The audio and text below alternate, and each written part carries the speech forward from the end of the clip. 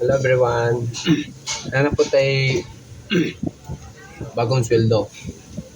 Kani nga sweldo, ako niyatag sa kumama para dugang-dugang para palit sa gamit sa balay.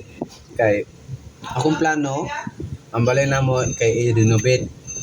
Kani siya dugang-dugang para palit og kahoy, mga materyales, sin, then og mga lublak og simento. Kani siya murag gamay ra gid siya. Sunod sweldo, dugang-dugang na pud siya para atong i-renovate sa atong balay. O nga, mura gini siya to. Ginamos lang. Pohon, basin di ay matagak ang tiki, matagak ang tiki. 1, 2, 3, 4, 5. Nom, 7.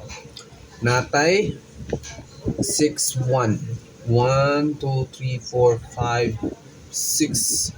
6,100. Kani siya dako-dako na gini siya, makapalit na gid ta og sin og kahoy nga atong i-renovate sa among balay. Ug mao ra to, daghang salamat. Ay, wait lang. Please don't follow and share this video, and then don't forget to subscribe my channel.